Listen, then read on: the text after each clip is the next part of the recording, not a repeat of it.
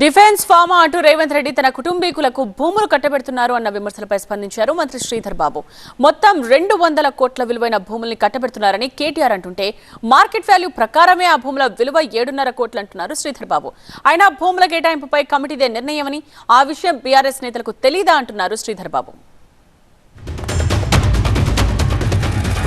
రేవంత్ రెడ్డి గారి ప్రభుత్వం ఇవాళ విలువైన 200 కోట్ల రూపాయల విలువైన 5 ఎకరాల భూమిని ఈ ₹1,00,000 పెయిడప్ క్యాపిటల్ ఉన్న కంపెనీకి కేటాయించి అతి పెద్ద కుంభకోణానికి పాల్పడ్డది. ఇది మొదటిది కాదు, ఇది అనుముల కొండలరెడ్డి వ్యవహారం. అనుముల జగదీష్ రెడ్డి అని రేవంత్ రెడ్డి గారికి ఇంకొక బ్రదర్ ఉన్నాడు, ఆయన అమెరికాలో ఉంటారు. రేవంత్ రెడ్డి గారు అమెరికా పర్యటనకు పోతే జగదీష్ రెడ్డి గారు రేవంత్ రెడ్డి గారు ఇద్దరు అన్నదమ్ములు కలిసి 1000 కోట్లకు మెమరాండమ్ ఆఫ్ అండర్స్టాండింగ్ చేసుకొని స్వచ్ఛ బయో అనే కంపెనీతో ఒక అండర్స్టాండింగ్, ఒక మెమరాండమ్ ఆఫ్ అండర్స్టాండింగ్ సైన్ చేశారని చెప్పి ఒక ఫోటో దిగారు. మరి అదేమైందో, వాళ్ళకి ఎక్కడ భూమి ఇచ్చారో అది కూడా తవ్వి తీయాలి. ఈరోజు ముఖ్యమంత్రి ఉండరు, దాంట్లో మంత్రి గారు ఉండరు ఆ కమిటీలో, చైర్మన్ గారు ఉండరు ఆ కమిటీలో.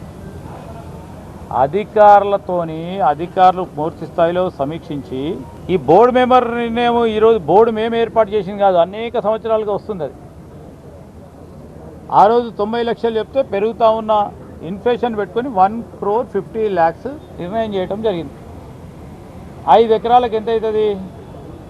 దాని భూతద్దంలో పెట్టి 10 అంతలు పెట్టి 20 అంతలు పెట్టి ప్రజలు నమ్మే విధంగా 2 కోట్ల రూపాయల భూమిని ఉటిగానే ఇచ్చినట్టు చెప్పే ఆలోచన సరికాదని చెప్తా ఉన్నాం.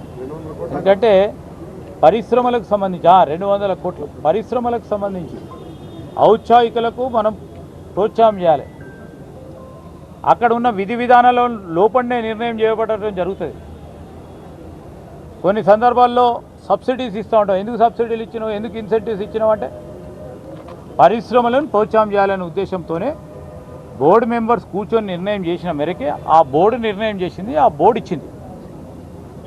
సో దీంట్లో ఇష్యూ లేనిది 7.5 కోట్ల రూపాయలు ఆ బోర్డు నిర్ణయం చేస్తే దీనికి 200 కోట్లు ఎట్లా వస్తాయి?